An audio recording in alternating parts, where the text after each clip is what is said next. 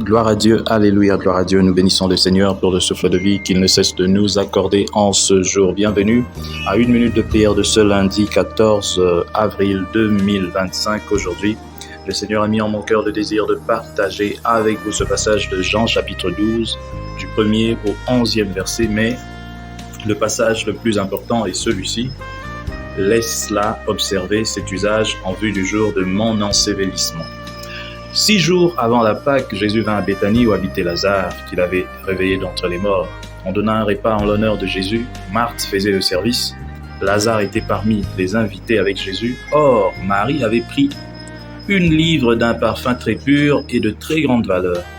Elle répandit le parfum sur les pieds de Jésus qu'elle essuya avec ses cheveux. La maison fut remplie d'odeur du parfum.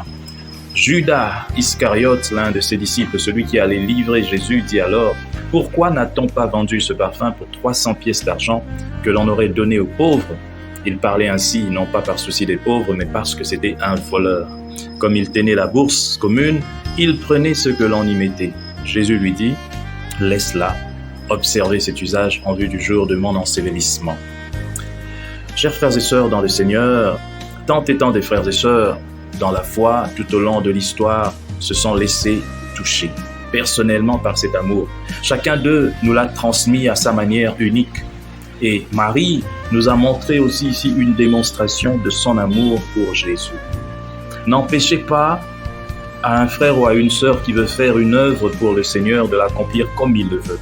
Non pas par superflu, parce qu'il veut peut-être attirer l'attention du monde, mais celui qui est convaincu de ce qu'il veut poser pour Dieu peut le faire. Si quelqu'un veut donner toute sa richesse pour l'œuvre de Dieu, ne l'arrêtez pas. Parce que chacun sait ce que Dieu a fait pour lui. Et puis, nous nous en irons nous tous. Nous partirons, nous laisserons cette terre avec tout ce que nous avons. Bien de fois, nous accordons un peu trop d'importance à ce que nous possédons. Or, en réalité, l'être humain ne possède rien. Il vient nu, il répare nu et sans rien.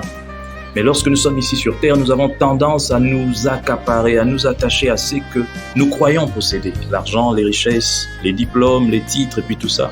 Mais toutes ces choses sont passagères. Marie avait compris cela. Voilà pourquoi, en l'honneur de son Seigneur, celui qui avait ressuscité son frère, elle était capable de donner tout son argent.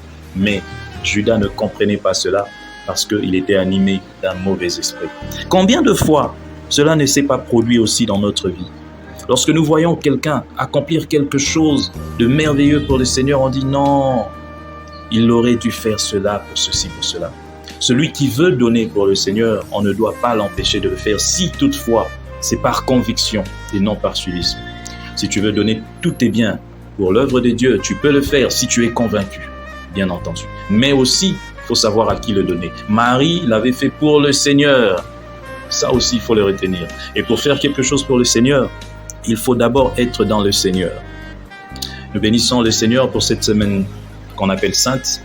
Que durant cette semaine, des miracles s'accomplissent dans nos vies, des guérisons, que beaucoup de gens sortent de leurs problèmes, de la pauvreté, des problèmes divers que nous ne pouvons même pas énumérer, que ce soit une semaine de gloire.